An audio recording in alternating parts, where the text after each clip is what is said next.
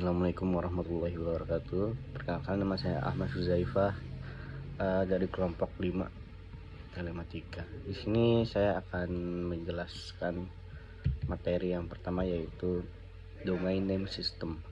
Domain name system adalah sebuah sistem yang bertugas menyimpan semua informasi data domain dalam jaringan. Dengan adanya DNS atau domain name system, hostname yang ada akan ditranslate dan diterjemahkan dalam alamat IP sehingga dapat diakses. DNS ini ditemukan di tahun 1983 oleh Paul Marketplace. Sebelum menggunakan DNS, mapping domain dahulu menggunakan file host txt. Dan DNS adalah server yang bisa melayani permintaan untuk mengetahui sebuah IP address yang digunakan oleh suatu domain. Misalnya mudah, saat Anda ingin mengakses Facebook, maka server DNS yang akan mencari IP address dari Facebook, sehingga komputer Anda dapat mengakses Facebook. Penggunaan DNS server ini biasanya sudah disetting otomatis di setiap komputer dan di setiap provider penyedia layanan internet. Namun, jika provider belum, perlu pengaturan di bagian IP address terlebih dahulu. Apabila Anda menggunakan router, maka Anda bisa membuat server DNS sendiri. Akan tetapi, IP address tetap dilakukan oleh provider penyedia layanan internet. Dan fungsi utama DNS adalah mencocokkan nama atau domain situs web dalam angka-angka yang akan dicocokkan disebut dengan alamat IP, sehingga komputer mengerti situs apa yang diminta oleh manusia dan bisa menampilkannya. Dan aspek hukum penggunaan domain sistem yaitu, yang pertama, dibangun berdasarkan atas kaidah kebebasan berinformasi dan kebebasan berkomunikasi dari para pihak penggunaannya. Yang kedua, dibangun berdasarkan atas kaidah kebebasan berinformasi dan berkebebasan berkomunikasi dari para pihak yang menggunakannya.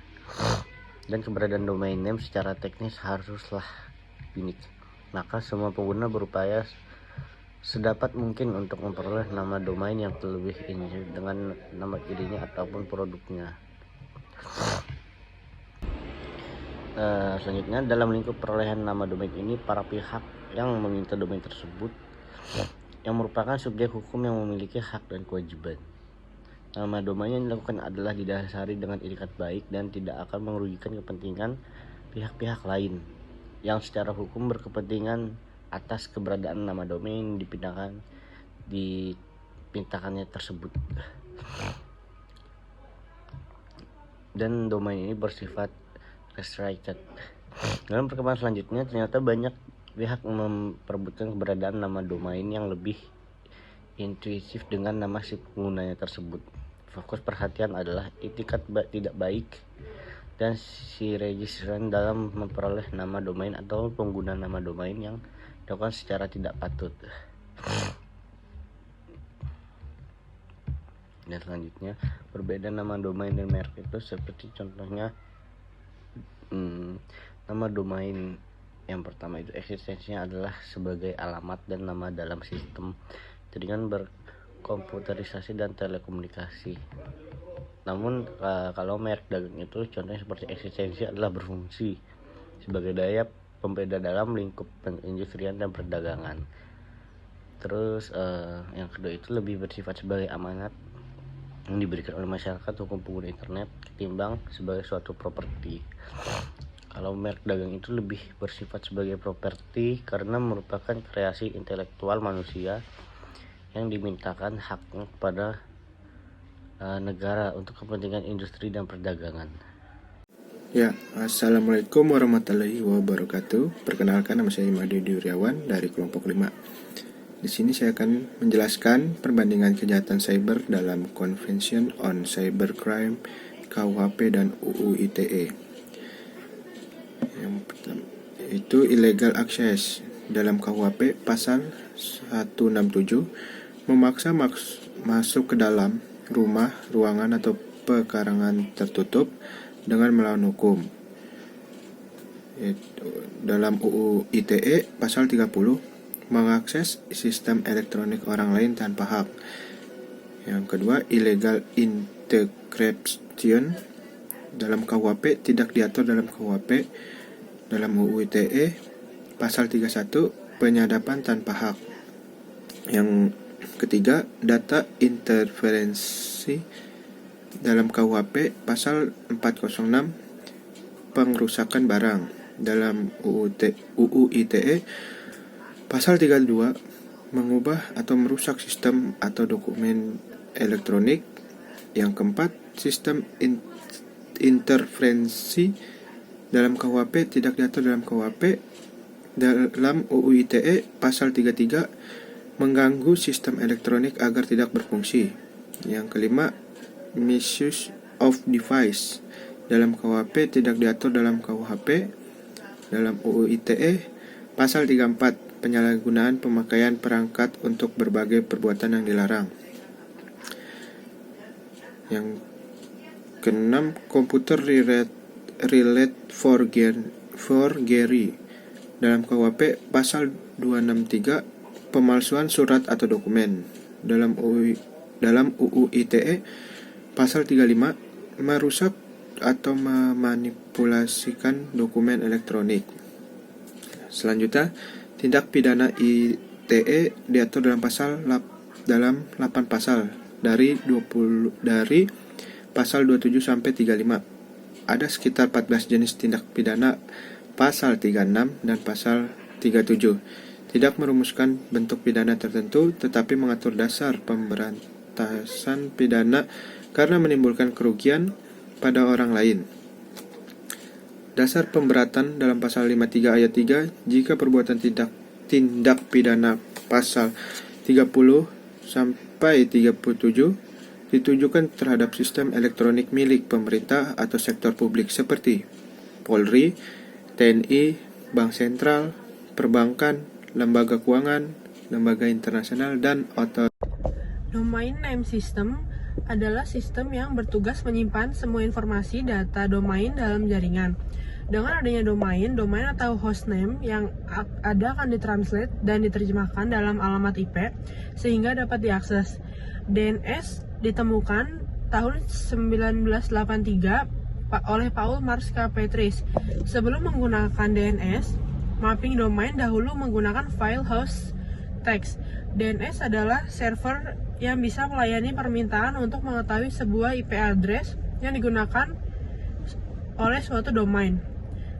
Misalnya, mudahnya saat Anda ingin mengakses Facebook, maka server DNS yang akan mencari IP address dan Facebook sehingga komputer Anda dapat mengakses Facebook. Penggunaan DNS ini biasanya sudah disetting otomatis di setiap komputer yang ada provider layanan internet. Namun jika belum perlu pengaturan di IP address terlebih dahulu. Apabila Anda menggunakan router, maka Anda membuka server DNS sendiri, akan tetapi pencarian IP address tetap dilakukan oleh provider penyedia layanan internet. Fungsi utama DNS adalah mencocokkan nama atau domain situs web ke dalam angka-angka disebut alamat IP, sehingga komputer mengerti situs apa yang diminta oleh manusia dan bisa menampilkannya. Aspek hukum penggunaan domain name system yang pertama dibangun berdasarkan atas kaidah kebebasan berinformasi. Yang kedua dibangun berdasarkan atas kaidah kebebasan berinformasi, freedom of information. Dan kebersamaan domain name secara teknis harus unik, maka semua pengguna berupaya sedapat mungkin untuk mempermudah nama domain yang intuitif dan dengan nama adanya ataupun produknya. Dalam lingkup perolehan nama domain ini, para pihak yang meminta domain tersebut selanjutnya dapat disebut registran, yang merupakan subjek proyek hukum yang memiliki hak dan kewajiban. Nama domain yang dilakukan didasari dengan etika baik dan akan merugikan kepentingan pihak-pihak lain yang secara hukum berkepentingan atas keberadaan nama domain dipintakan tersebut. Dalam perkembangan selanjutnya, ternyata banyak pihak yang memperebutkan keberadaan nama domain yang lebih intuitif dan nama si pengguna tersebut. Fokus perhatian itikat baik dan racism dalam proses nama domain ataupun penggunaan nama domain. Jenis kejahatan cyber dibagi menjadi dua, computer crime dan computer related crime. Yang selanjutnya itu keamanan digital dan atau keamanan cyber. Yang pertama ada regulasi, yang kedua kelembagaan, yang ketiga teknologi, dan ada SDM sama kerjasama. Regulasi keamanan cyber yang berlaku. Yang pertama, Undang-Undang Nomor 11 Tahun 2008 tentang Informasi dan Transaksi Elektronik. Yang kedua, Peraturan Pemerintahan Nomor 82 Tahun 2012 tentang Penyelenggaraan Sistem dan Transaksi Elektronik. Yang ketiga, Peraturan Menteri Komunikasi dan Informatika Nomor 4 Tahun 2016 tentang Sistem Manajemen dan Pengamanan Informasi. Yang keempat adalah Peraturan Menteri Komunikasi dan Informatika Nomor 29/Per/M Kominfo/12/2010 tentang pengamanan pemanfaatan jaringan telekomunikasi yang berbasis protokol internet. Dan selanjutnya adalah perlindungan data pribadi dan perlindungan konsumen pada perdagangan elektronik dan teknologi finansial. Yang pertama adalah Undang-Undang Nomor 19 Tahun 2016 tentang perubahan atas Undang-Undang Nomor 11 Tahun 2008 tentang informasi dan transaksi elektronik.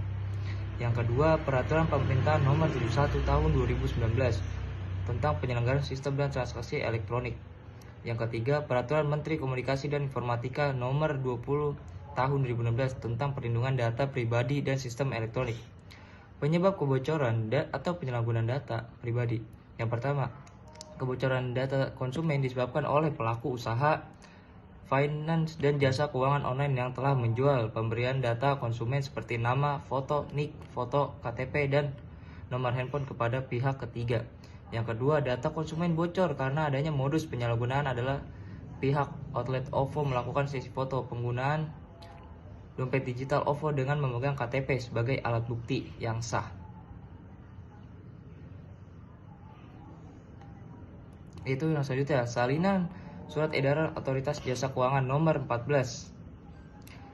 Data atau informasi pribadi konsumen, yaitu ada dua, perseorangan, satu, nama, alamat, tanggal lahir, atau umur, dan nama ibu kandung. Yang kedua, korporasi, nama, alamat, nomor telepon, susunan direksi, komisaris, termasuk dokumen identitas berupa kartu tanda penduduk, paspor, izin tinggal, atau yang lainnya.